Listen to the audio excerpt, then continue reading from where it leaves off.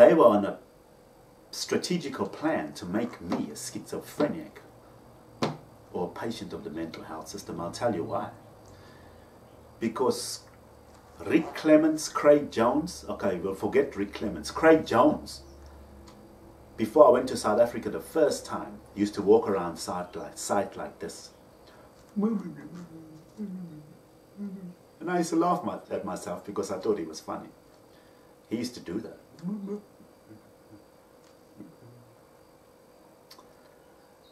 And I realized, well, when I found out what was going on in my life, all those guys, Rick Clements, Richard Moore, Craig Jones, they were all orchestrated to be there.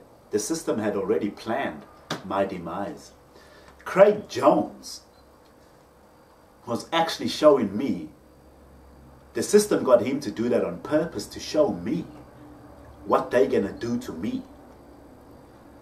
So that's another reason I realized all those cameras are in town and they lower, and there used to be more cameras, and all those cameras are watching me. You know why? Because I'm supposed to be walking around mumbling to myself like this. And that's what I do sometimes. I got to remember not to do it because the people, the system is communicating with me constantly. They are constantly harassing and talking to me and bullying me. So sometimes I forget I'm actually talking to myself, but I'm responding to them. So all those cameras in town, they were watching me to see their progress on how they've progressed of making me a babbling schizophrenic and a mental health patient in society.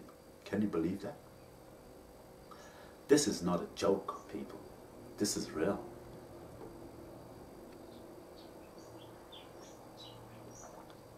So besides lip reading for Hailey and me and on video footage, all those cameras were to see me. They wanted to see how much I mumble to myself like a schizophrenic. That's what they've been doing. Craig Jones was there to show me what the system had planned for me in the future. That was 2012, Craig Jones was doing that before I went to South Africa. They were showing me what they were doing to me for my future. That's why I'm sitting here broke, unemployed and on the dole. Because since Hailey, they decided to make me a mental health patient because they thought I'm a cockroach and I took advantage of a spider, a pedophile, because I took advantage of a simpler-minded person. That's what they say. This ain't no bullshit. This is all real, folks.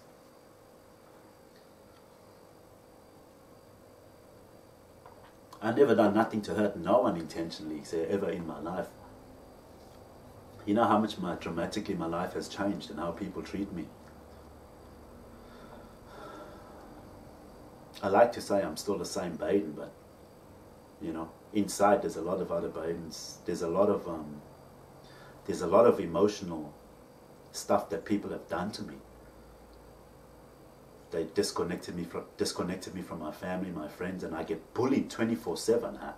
Not by imaginary voices, by the system. Through technology.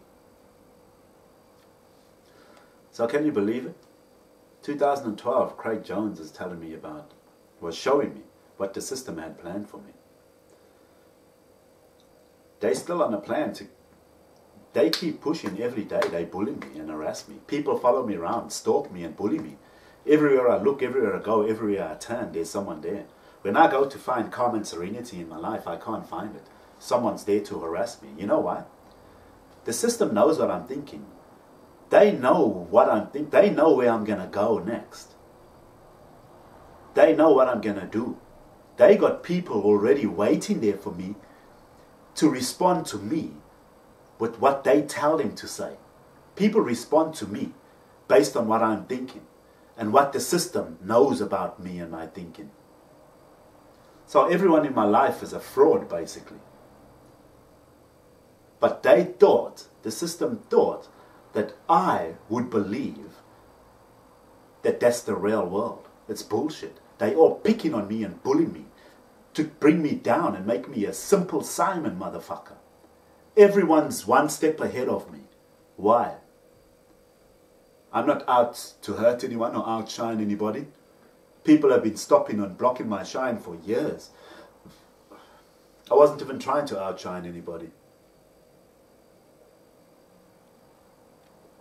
This whole time they've been listening to my thoughts.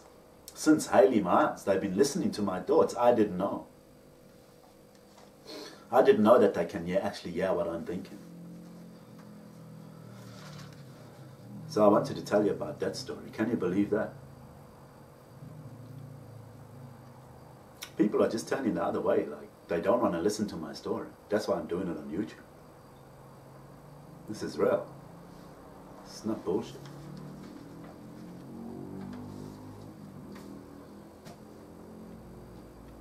And now when I look at the cameras in town, they all raised higher, and it looks like there's not as much as there used to be.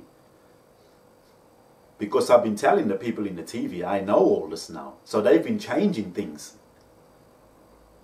Before I get to tell people, they've been changing it back to the way it was.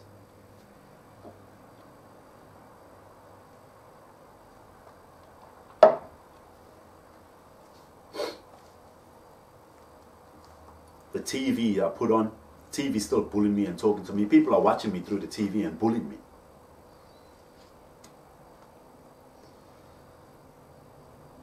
I saw Sandra Canholm in town. I was riding, and as I got next to her, she turned the other way. Purposely. I just went, whatever, don't worry about it. I'm sure she knew that was me coming. And I was like, hello, and she just turned the other way. So I just kept on riding. Because that's what people are doing, they just turn the other way and ignore me. I don't know why.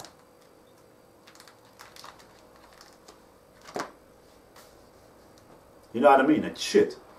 Because people haven't been in my life for so long, and when I see them, they ignore me and treat me like a cake. You know what I mean? And I'm happy to see these people, but they all ignore me and carry on strangely. It's like they all want me to think I'm the strange one. I'm like, no, I haven't done anything to nobody, so why is people treating me strange? Why are people treating me strange? Something you know I don't know about, obviously. Who's telling you to act that way? Or everybody, who's telling you to act that way? The whole fucking last 7 years of my life has been bullshit. Imagine when you find that out. Imagine when you find out that everybody was talking to you, was orchestrated what to say to me, and how to say it, and to fucking oppress me, and bully me, and outshine me, and be superior, and make me feel inferior. Imagine if you found out that in your life, and you're fucking unemployed on the dole, and living from fucking paycheck to paycheck, and you learn that everybody in your life was being fake to you. How would you feel?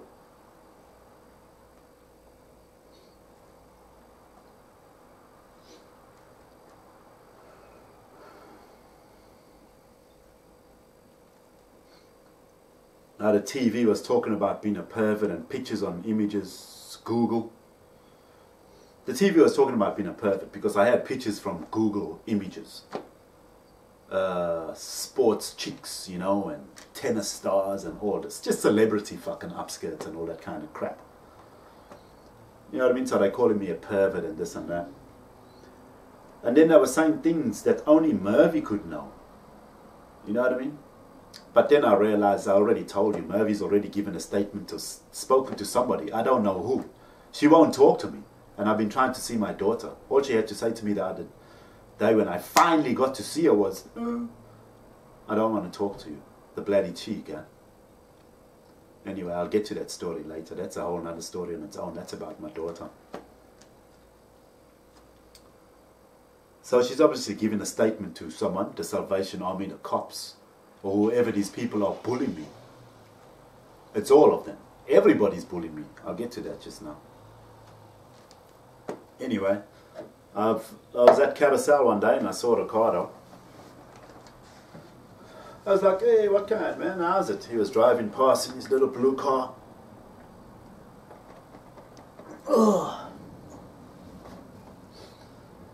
So I jumped in the car and then he was doing this thing at me. He kept looking at me like that. You know, when he's talking to me. I don't know why people do that. And look at me really fast in a strange way. So anyway, we were talking for a bit. Then the one day he came over. And he wouldn't sit down, you know. Like I was sitting down, yeah, I had a table there and chairs. I said like, sit down and stuff, you know. And then he wouldn't like sit down. He was just trying to fucking make me anxious and unrelaxed, you know.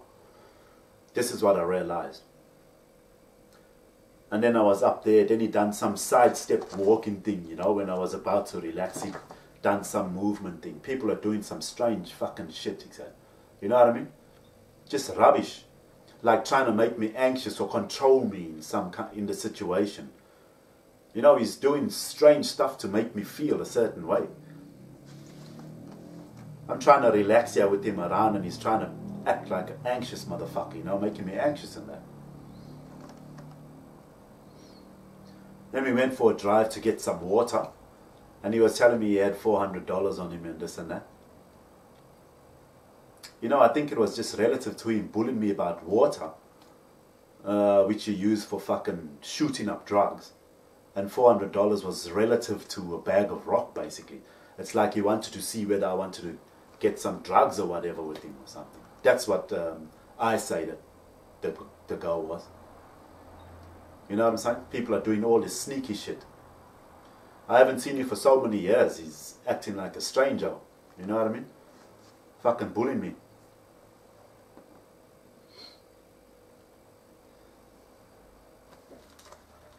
Then he came over. We organized to go see Kurt and Gemma Small. I haven't seen Kurt in about 10 to 15 years. So he came over with Caldon.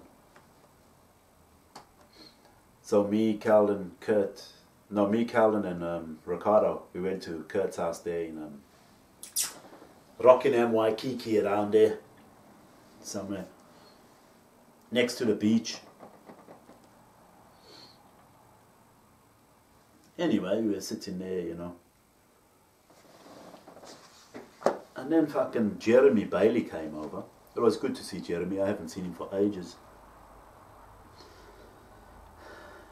Anyway, Bailey came over. Let's see the order of this, how it went.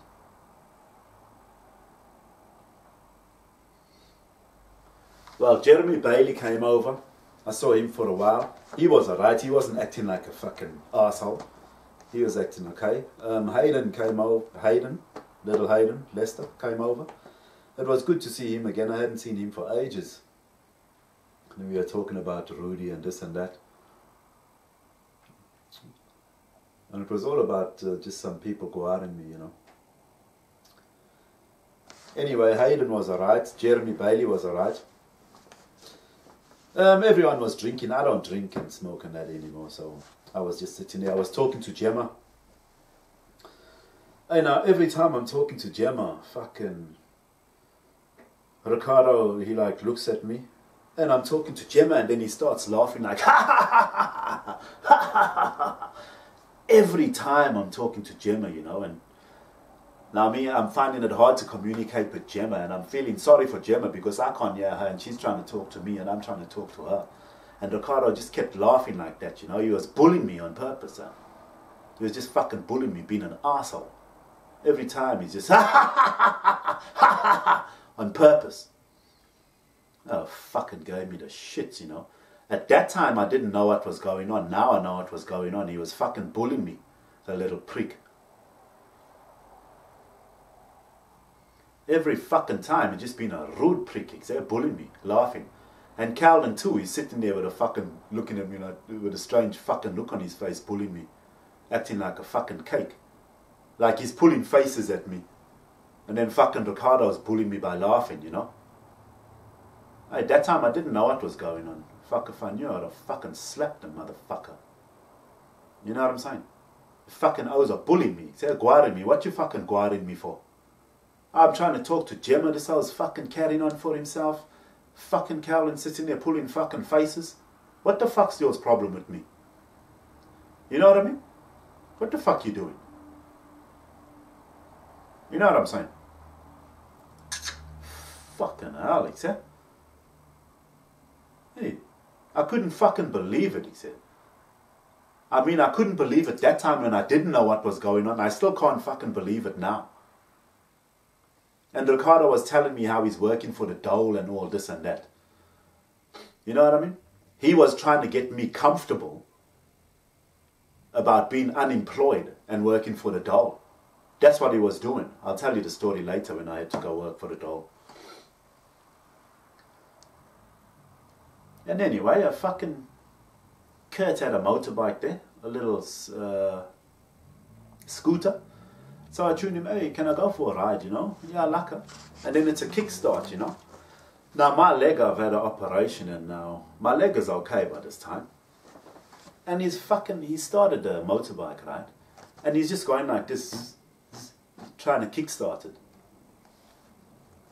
And I realized now he was being full of shit. Because I'm looking at him and I'm thinking, how?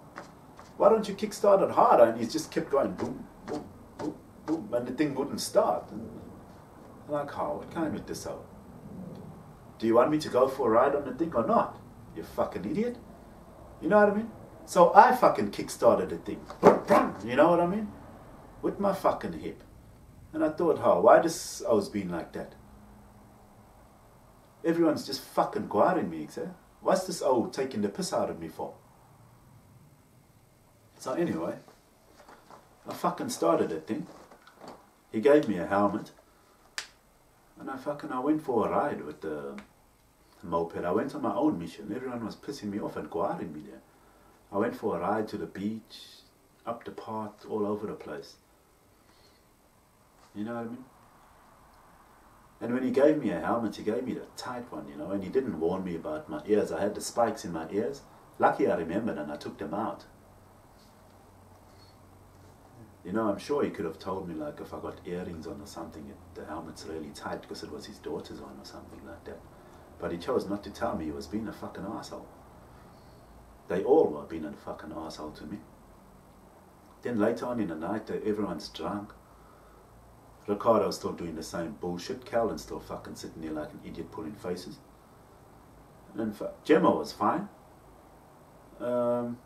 Hey, then Kurt's sitting next to me and he's like, oh, I'm sorry, I'm sorry I was never there for you. I'm sorry I wasn't there for you as a bra.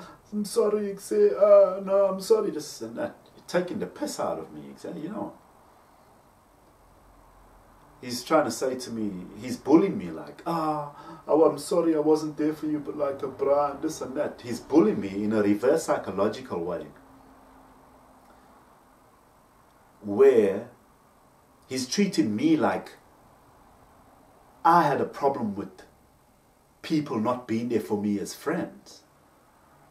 You know what I mean? Like he's heard something about me, talk about people not being there for me as friends. And he's saying to me when he's drunk, I'm sorry I wasn't there, I'm sorry I wasn't there, I'm sorry. Hey, I just wanted to fucking tell him to shut up, man. You're acting like a fucking cake. He was bullying me, he's taking the piss out of me, you know what I'm saying? I want to know why. Why are you fucking bullying me like that?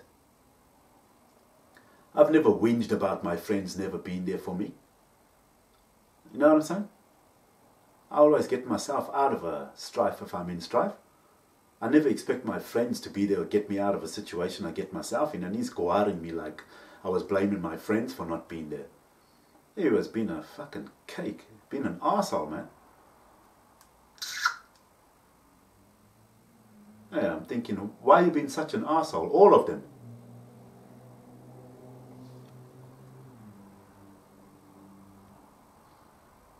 They're fucking embarrassing to me, you know what I'm saying? They bully me for what? What have I done to you? What have I done to you all to bully me?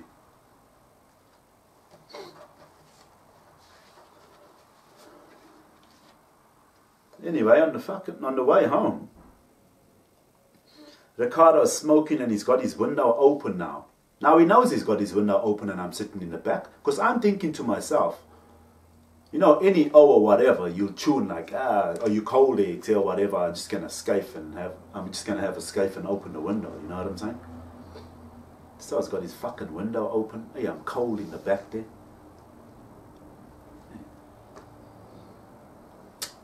I didn't give a fuck, except they dropped me off home and they lied. I thought, fuck that, I'm not going out with these fucking cakes again. They're fucking acting like fucking idiots. I know now what the goal is. Fucking give you a slap.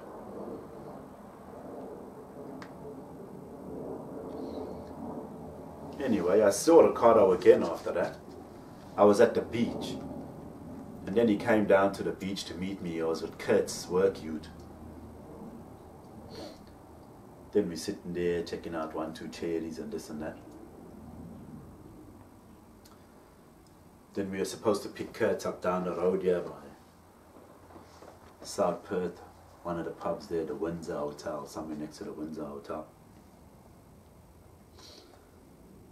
But anyway, we were driving from the beach, and then Ricardo looked at the sign. It was night time, and the sign was far away, and he said he could read the sign, and I thought to myself, fuck, you must have some super sharp vision, because that sign is so far away, how can you read that? Dion Harold done the same thing to me in South Africa, in Pretoria. There was a sign on the building far, far away, and he said he could read it, and I told him, I can't fucking read that. But it was bullshit. Someone else was telling them what the fucking sign says. Someone else was communicating with them, telling them what to say to me. This is what's been happening in my life. Everyone's been full of shit, bullying me for somebody else. And anyway, that same night, we went to pick up Kurt and his one Vitbra, and they were a no-show. They weren't there. Then Ricardo said something to me. We were talking. And we were talking about, then he mentioned Tracy, you know. Tracy, and I'm thinking, yeah, Tracy Shaw, you know. We hooked up back in the day. Fucking over 20 years ago. You know what I'm saying? That's who he was talking about, Tracy Shaw. Troy Frankenham's Dipra. You know what I mean? We used to know each other back in the day. I don't know how we got to talking about